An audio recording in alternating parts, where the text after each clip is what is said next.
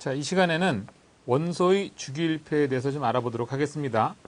주기율표는 한글에 있어서 자음과 모음에 해당할 만큼 매우 기초적이고 중요하다고 보시면 되겠습니다. 화학을 전반적으로 이해하실 때 주기율표를 제대로 알고 있으면 화학이라는 학문을 접하기가 상당히 쉽다고 보시면 되겠습니다. 우선 주기율표가 나오게 된 배경에 대해서 잠깐 설명을 드리면 예전에 약 2000년 전에는요, 사람들은 이런 걸 잘 몰랐었죠. 다만 그 당시에는 이제 화학학자가 있었던 것은 아니고 철학자들이 화학에 대한 얘기를 많이 했었습니다. 그 당시 많은 사람들이 고민을 했죠. 물질들이 어떻게 만들어졌을까? 이제 이런 고민을 하다가 탈레스라고 하는 사람은 만물의 근원은 물이다. 이제 물에서부터 모든 것이 출발된다. 이렇게 얘기를 했었던 거고요. 뭐 그와 같은 철학자들이 여러 가지 얘기를 하다가 그 당시에 이제 엠페도클레스라고 하는 철학자가 모든 물질은 사원소설, 다시 말해서 물, 불, 흙, 공기, 이와 같은 네 가지 원소만 있으면 모든 물질을 만들어낼 수 있다라는 얘기를 합니다. 그런데 이제 이게 사실 정설로 받아들여질 때까지는 약간의 시간이 필요하죠. 그래서 아리스토텔레스에 와서 비로소 사원소설이라는 것이 이제 확립이 되는데, 이 당시만 하더라도 많은 사람들은 정말로 물하고 불하고 흙하고 공기만 있으면 모든 물질이 만들어진다는 거지, 이런 사실에 대해서 궁금증을 가지고 있었지만 뭐 믿었던 거죠. 그래서 이 당시에 유행했던 게, 동양에서는요 연단술이 유행하고 있었고, 그리고 서양에서는 연금술이 유행하고 있었습니다. 잘 아시다시피 연금술은요 금을 만들어내는 기술을 말하는 거예요. 연단술은요 이제 사람들이 죽지 않고 오래도록 병들지 않고 사는 거에 대한 명약에 대한 간절함이죠. 그래서 서양에서는요, 이 연금술로 인해서 많은 사람들이, 지금도 금의 가치는 매우 뛰어나지만 예전에도 금의 가치는 매우 뛰어났던 거죠. 그래서 금을 만들기 위해서 막 노력을 합니다. 그 중에 대표적인 연금술사 1600년경에 독일의 브란텐이라는 사람이 오줌을 가지고 실험을 합니다. 오줌을 젊은 사람 오줌, 또 나이 든 사람 오줌, 또 어린아이 오줌, 이런 식으로 오줌을 가지고 지하실에다가 오줌을 한 50동 이상 받아놓고서 오줌하고 모래하고 넣고서 끓이고 뭐 이런 과정을 거치면 금이 만들어지지 않을까라고 하고서 실험을 한 거죠.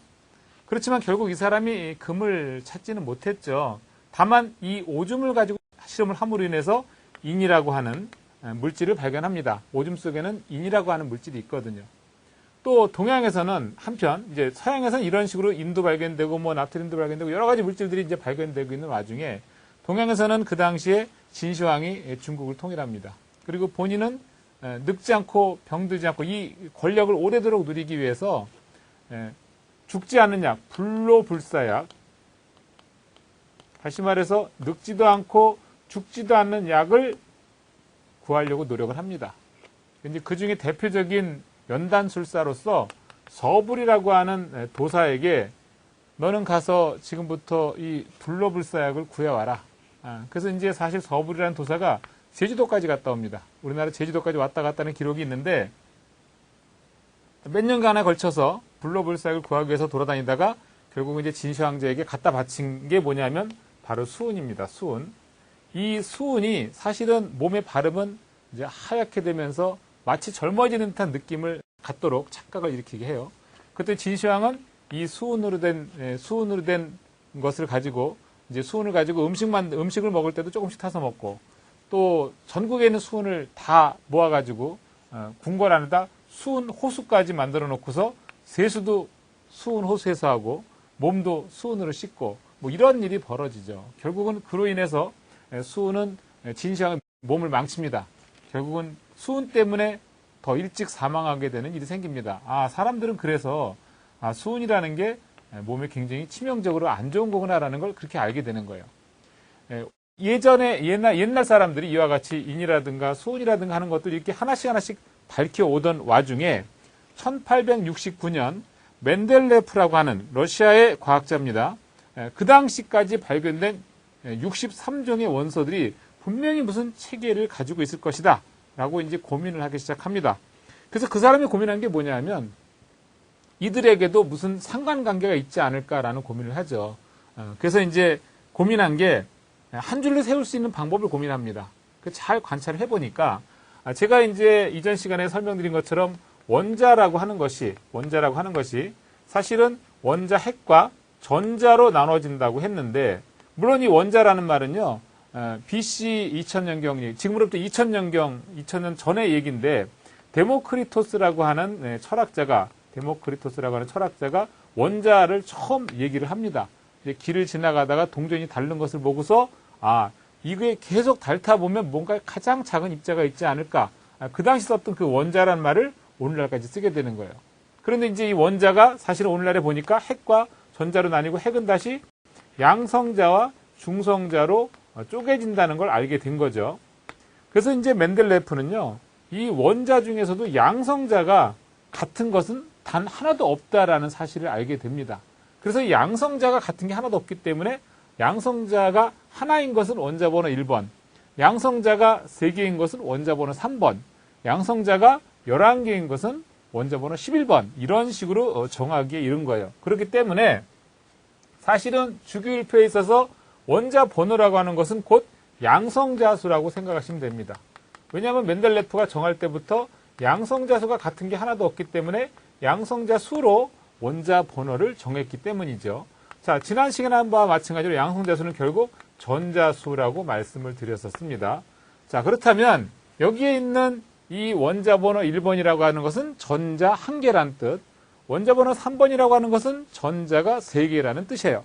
또 여기 보시면 원자번호 2번은 전자가 2개라는 뜻, 원자번호 10번은 전자가 10개라는 뜻이 되는 겁니다. 자, 그러면 우리가 지난 시간에 분명히 원자 핵을 중심으로 전자가 여러 개의 궤도를 형성하면서 돈다는 말씀을 드렸었어요.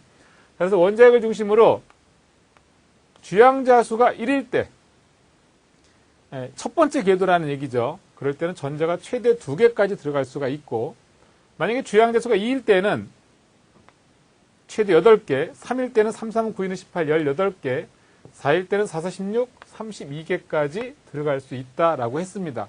그래서 N은 바로 주양자수라고 하는 표현을 썼었고요.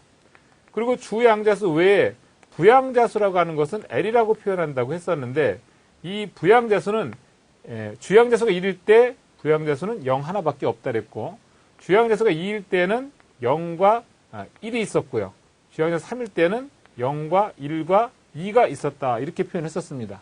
그래서 우리가 부양자수는 0하고 1하고 숫자로 쓰는 것보다는 기호로 더 많이 쓴다 그랬죠. 0은 S로 표현하고, 그리고 1은 P로, 그 다음에 주양자수 2는 D로 이렇게 표현한다고 말씀을 드렸었습니다.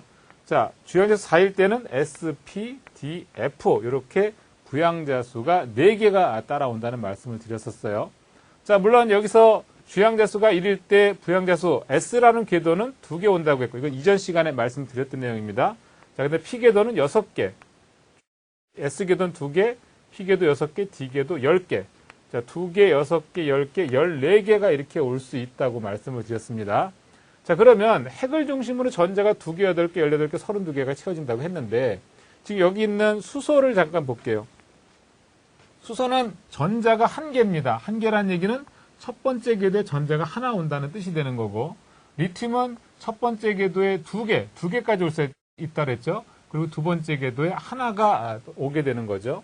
자, 나트륨 같은 경우에 첫 번째 궤도 2개, 전자 11개니까 8개하고 남는 게 하나가 남는 상황이에요.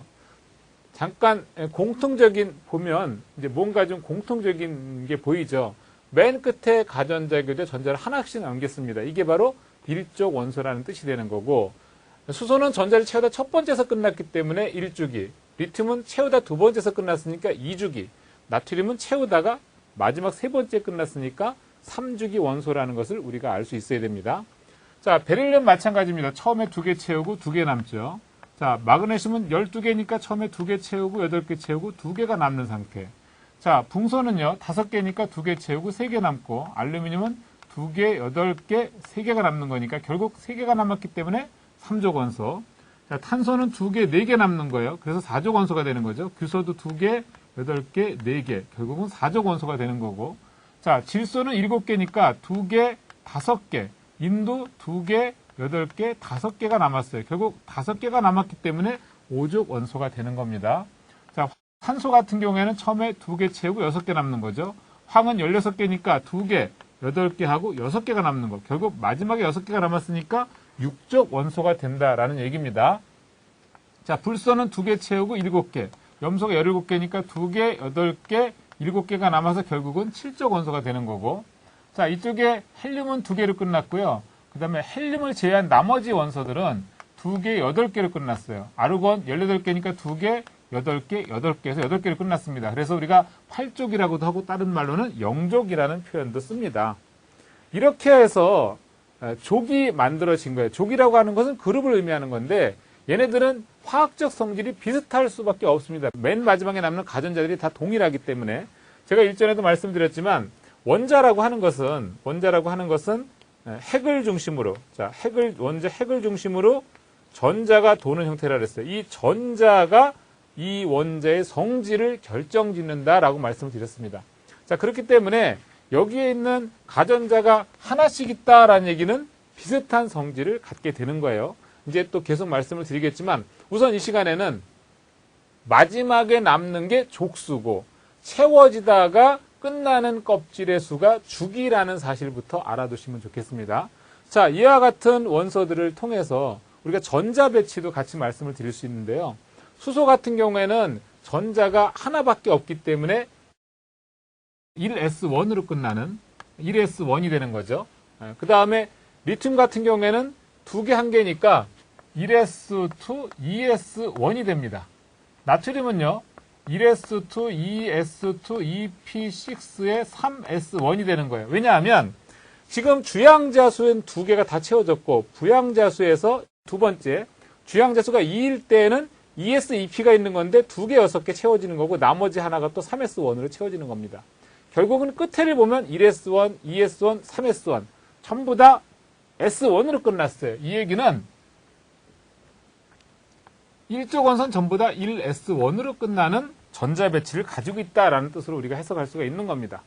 자, 그리고 역시 베릴륨 같은 경우에도 보시면 주양자수 1일 때, 제가 다시 한번 말씀드리지만 주양자수가 1일 때는 부양자수는 S2까지 전자의 개수에 따라서 2일 때는 S2P6까지 3일 때는 S2P6D10까지 가능하다 이 말이에요.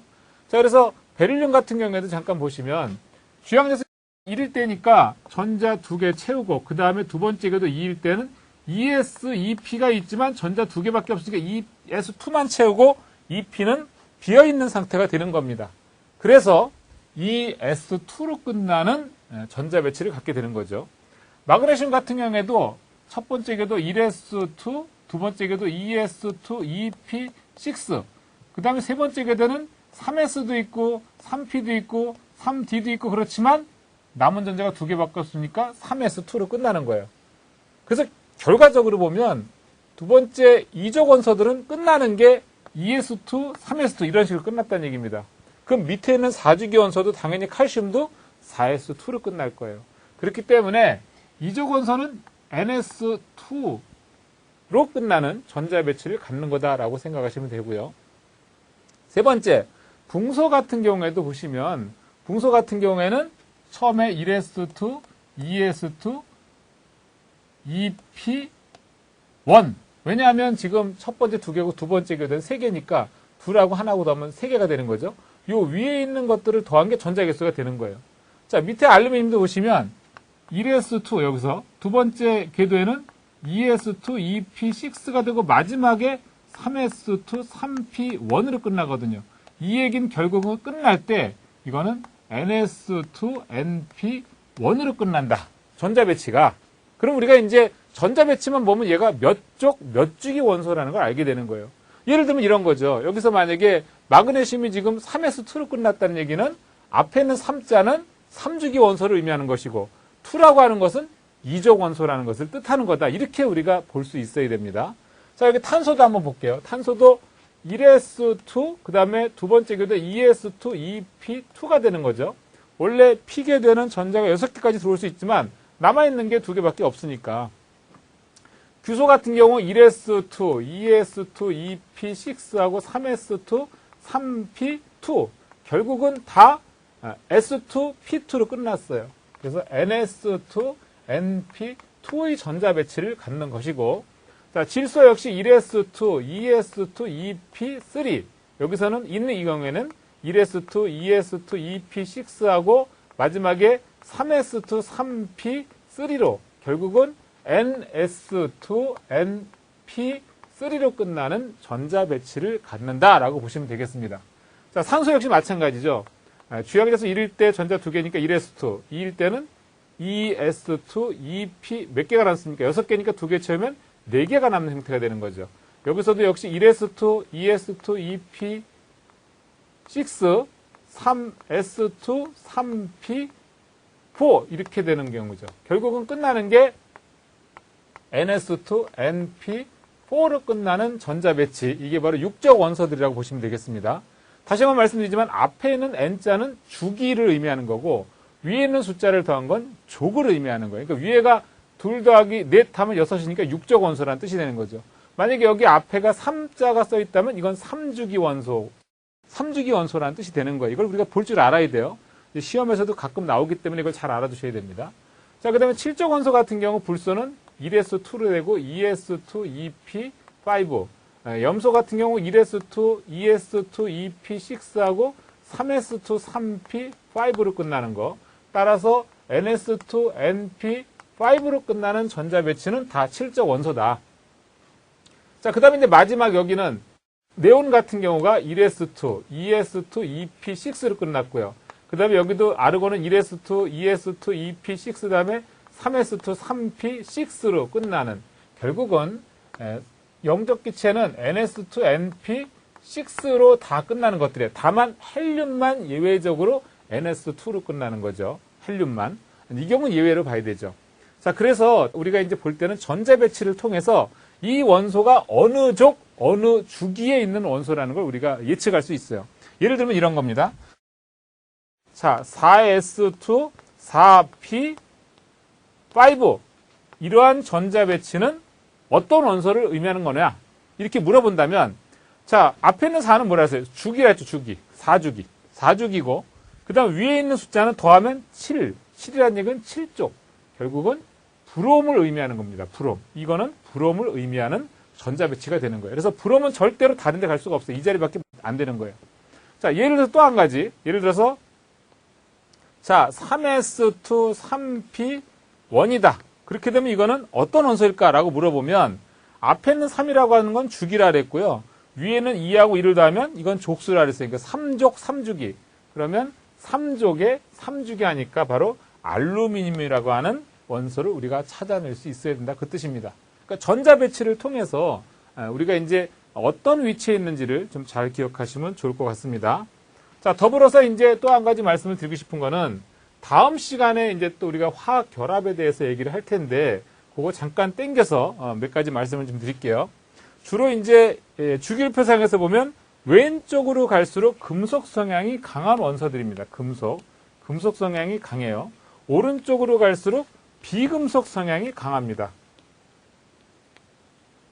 지금 여러분들 보시다시피 나트륨, 리튬, 베릴륨, 마그네슘 이거 전부 다 금속이거든요. 그리고 이쪽에 염소라든가 불소라든가 이런 것들은 전부 다 비금속이에요. 만약에 금속과 비금속이 만났다. 그렇게 되면 이건 이온 결합성 물질이거든요. 자, 이온 결합성 물질이라는 것을 말하기에 앞서서 우선 원자들이 안정해지는 거에 대해서 말씀드릴 필요가 있어요.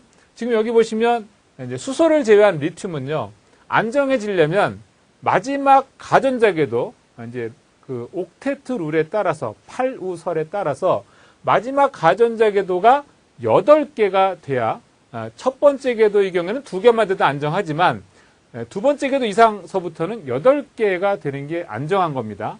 그래서 리튬은 하나를 버리게 되면 첫 번째 궤도가 2개가 돼서 안정해지는 상황이 될 수 있고, 또 나트륨은 마지막 가전자 궤도 전자 하나를 버리게 되면 결국은 8개가 돼서 안정해질 수 있는 거예요. 하나만 버리면 너무 간편하죠.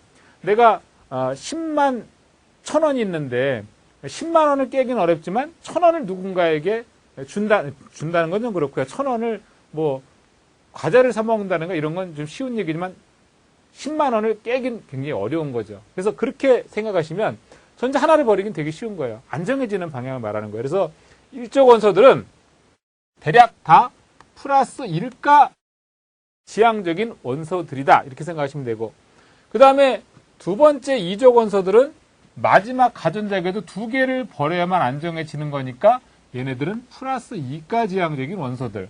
세 번째 족에 있는 것들은 마지막 가전자계도에는 3개를 버려야 안정해지는 거죠. 그래야 8개가 되는 거니까. 그래서 얘는 플러스 3가 지향적인 원소들이고, 그 다음에 규소 같은 경우에는 4개를 버려도 되고 또는 4개를 받아서 8개가 돼도 되는 거니까 얘는 플러스 마이너스 4가 지향적인 원소다. 그 다음에 인 같은 경우는 5개를 버려서 8개가 되든지 아니면 3개를 받아서 8개가 되는지 둘 중에 하나를 선택하면 되는데 경제적으로는 3개를 받는 게 훨씬 이익이죠. 그래서 얘네들은 마이너스 3가 지향적인 원소. 자, 황 같은 경우 역시 6개를 버리는 것보다 2개를 받아서 8개가 되는 게 안정한 거니까 여기는 마이너스 2가 지향적인 원소가 되는 거고, 염소 같은 경우도 역시 하나를 받아서 마이너스 1가 지향적인 원소. 그 다음에 마지막 8쪽은 전자를 받거나 또는 버리거나 할 수가 없는 거죠. 이런 상황에서 금속과 비금속이 만나면, 자, 예를 들어서 나트륨과 염소가 만났습니다. 금속이죠, 비금속이죠. 플러스 1가 지향적이고 마이너스 1가 지향적. 각각의 절대값을 아래첨자에 써주게 되면 NaCl, 염화나트륨. 우리가 읽을 때는 이제 염소, 뒤에서부터 읽는 거죠. 영어도 뒤에서부터 해석하는 것처럼 화학기호도 뒤에서부터 읽습니다. 염소고 나트륨인데 읽고 나니까 뒤에가 소자로 끝나면 소를 화로 바꿔서 염화나트륨 되는 거고. 자, 그 다음에 만약에 Al하고 그 다음에 산소가 만났다. 알루미늄은 플러스 3가, 그 다음에 산소는 마이너스 2가. 각각의 절대값을 상대방 아래첨자에 쓰게 되면 Al2O3. 그럼 뒤에 거 읽으면 산소, 앞에 거 읽으면 알루미늄. 뒤에 게 끝나는 게 소로 끝났으니까 소를 화로 바꿔주면 산화알루미늄 되는 거고요. 자, 또 다른 예, 이번에는 Al하고 P하고 만났습니다. 얘는 플러스 3가고 마이너스 2가, 마이너스 3가요. 각각의 절대값을 상대방 아래첨자에 써주게 되면 Al3, P3, 약분, 그래서 AlP. 결국 읽을 때는 뒤에는 인, 앞에 거는 알루미늄. 그래서 뒤에 게 소로 안 끝났으니까 안 끝났을 때는 사이에다가 화자를 넣어서 인화 알루미늄이라고 읽는 겁니다. 그렇다면 이제 전반적으로 주기율표가 생겨진 거, 그리고 주기율표에서 전자배치까지 우리가 말씀드렸어요. 자, 이와 같은 주기율표를 잠깐 보시면, 이제 아까도 처음에 말씀드린 것처럼 세로는 바로 그룹핑 시킨 거라서 족이라고 하고 가로는 주기라고 하는 표현을 쓴다고 했습니다. 자, 이와 같은 원자들을 살펴보면요. 지금 원자 반지름에 대한 걸 우리가 이제 말씀을 드려야 되는데, 원자 반지름은요, 오른쪽으로 갈수록 원자 반지름은 작아집니다. 오른쪽으로 갈수록 원자 반지름이 작아지게 되는 건데, 강하게 전자를 잡아당기는 힘이 강해지다 보니까 이 반지름이 줄어드는 거예요. 그래서 전체적으로 이제 그림으로 보면 오른쪽으로 갈수록 원자 반지름은 이렇게 커진다라고 보시면 돼요. 또 반면에 같은 족에서는요, 밑으로 갈수록 원자 반지름이 커진다. 이제 시험에서 많이 나오거든요. 그래서 이건 잘 기억해 두셔야 되고, 자, 그리고 결국은 같은 족에서도 원자 번호가 커지게 되니까 원자 반지름이 커지게 되면 전자를 잃기 쉬워서 결국은 이제 금속성이 증가하는 상황이 되고, 이 밑에 있는 건 다 금속이잖아요. 이쪽은 다 비금속이 되겠습니다. 그래서 이온 반지름도 원자 반지름하고 같은 경향을 가지면서 양이온은 원자로부터 전자를 잃게 되니까 결국 원자보다 작고, 음이온은 전자를 얻어서 전자는 서로 반발하기 때문에 원자보다 커지는 그런 상황이 생기는 겁니다. 자, 전체적으로 보면요, 금속성이 강하다라는 얘기는, 이쪽에 있는 금속성이 강하다라는 얘기는 결국은 전자를 방출해서 양이온이 되려고 하는 성질. 자, 이들은 전체적으로 전자를 버리게 되면 플러스 경향을 띠게 되는 거고, 그 다음에 비금속 성향이 강해진다는 얘기는 전자를 얻어서 마이너스 음이온이 되려고 하는 성질이 강하다, 이렇게 보시면 되겠습니다. 자, 또 한 가지, 금속성이 강하다는 얘기는 전자를 버리기 쉬울 뿐만 아니라 염기성이 증가하는 것이고, 또 산화되기가 쉽고 원자 반지름이 증가한다. 또 양성이 증가하고, 또 이온화 에너지는 조금만 에너지를 주어줘도 전자를 띄어나가기 쉽기 때문에 이온화 에너지는 적게 들고 전기음성도는 감소한다라는 게 전반적인 경향이고요. 자, 그 다음에 비금속성이 강해지게 되면 이때는요, 전자를 얻기 쉬워지는 거고, 전자를 얻게 되면 결국은 산성이 증가하고 환원되기 쉽고 원자 반지름이 감소하고, 또 음성이 증가해서 이온화 에너지는 증가하게 되는, 결국은 전기음성도가 증가해진다, 이렇게 얘기를 할 수가 있는 것입니다. 전반적으로 결국은 이온화 에너지가 가장 작은 것을 보면 알칼리 금속의 이온화 에너지가 가장 작다라고 볼 수가 있고요. 그리고 이들은 양이온이 되기가 쉽고 이온화 에너지가 가장 큰 것은 바로 이쪽에는 영족기체가 되겠습니다. 아까도 말씀드렸지만 여기서는 전자를 하나 버리는데 조금만 힘 에너지를 줘도 쉽게 툭 떨어지지만 여기는 이미 안정화되어 있는 상태인데 여기서 전자를 떼내려면 많은 에너지가 필요한 거죠. 그래서 이온화 에너지는 이쪽 왼쪽이 조금만 줘도 되는 거고 오른쪽은 이온화 에너지가 좀 크게 소요가 된다. 그렇게 보시면 되겠습니다. 자, 결국 이온화 에너지에 대한 문제들이 꽤 많이 나오는데요. 금속의 성질이 강하다라고 하는 것은 이온화 에너지가 적다라는 얘기고 전기음 성도가 적다. 결국 비금속 성질이 강하다고 하는 것은 이온화 에너지가 큰 상태가 되는 것이고 전기음 성도가 크다라고 보시면 되겠습니다. 전반적으로 또 한 가지 말씀을 드리고 싶은 거는 이온화 에너지하고 전자 친화력의 관계인데, 자, 금방 말씀드린 것처럼 원자가 전자를 잃게 되면 양이온이 되고 전자를 얻으면 음이온이 되는 거죠. 지금 우리가 예를 들어 드린 것처럼. 그래서 외부로부터 에너지를 가하게 되면 전자는 에너지 준위가 높은 전자 껍질에 있는 전자가 바깥으로 달아나서 양이온이 되려고 하는 거. 이런 것들이 바로 이온화 에너지라고 보시면 되겠습니다. 자, 반면에 비활성 기체에 있는 거죠. 이런 경우에는 이제 아무래도 비활성 기체보다 전자수가 몇 개 적은 원소 같은 경우에는 이런 것들, 불소나 염소 같은 것들은 전자 하나 받아가지고 비활성 기체와 같은 전자별을 가지려고 하는 그런 에너지가 발생하는 것을 우리는 전자 친화력이다. 이렇게 표현을 하겠습니다.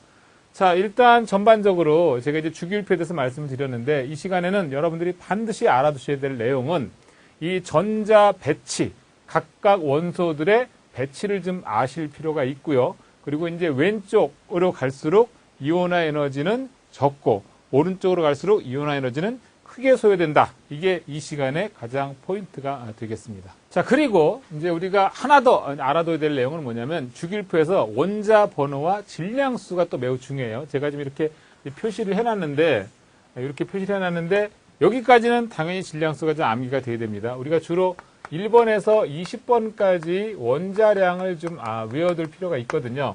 자, 원자량을 외울 때는요, 일단 짝수가 되면 곱하기 2 하시면 되고, 홀수가 되면 곱하기 플러스 1 하시면 됩니다. 근데 예외가 있어요. 예외는 뭐냐면 수소, 베릴륨, 질소, 염소, 아르곤 이렇게 5가지는 예외입니다. 1번이고 4번이고 7번이고 17번, 그 다음에 18번인데 홀수인데 곱하기 플러스 1은 3인데 3이 아니라 1이고요. 얘는 9가 되고 14되고 35.5가 되고 40이 됩니다. 그러니까 얘네들은 이 규칙하고는 어울리지가 않아요. 예외사항이다 이런 얘기입니다. 예외사항. 그래서 예외사항은 따로 적습니다. 자, 예외사항. 수소는 1이고요. 자, 그 다음에 베릴륨은 9가 되는 거고, 그 다음에 질소는 14, 그리고 염소는 35.5, 그 다음에 아르곤은 40이 되겠습니다. 이건 그냥 암기를 하셔야 돼요. 그 다음에 나머지 원소들은 다 이 규칙에 맞습니다. 헬륨이 번호가 짝수니까 2번이니까 2는 4, 4가 되는 거고요. 자, 그 다음에 리튬은 홀수니까 곱하기 플러스 1하면 7. 베릴륨은 이거는 예외라고 했죠. 베릴륨이 예외죠, 베릴륨이. 자, 그 다음에 붕소는요. 붕소는 5번이니까 곱하기 플러스 1하면 11 되는 거고, 탄소는 6번이니까 12 되고, 질소는 14라고 했고, 산소는 8번, 짝수니까 곱하기 하면 16. 불소는 9번이니까 곱하기 플러스 1하면 19. 그 다음에 네온은 10번이니까 곱하기 하면 20 되겠습니다. 자, 나트륨 11번이니까 곱하기 플러스 1하면 23.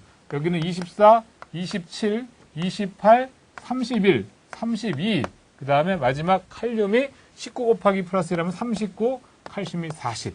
이 원자량은 좀 암기를 해두셔야 앞으로 문제 풀 때 굉장히 유용합니다.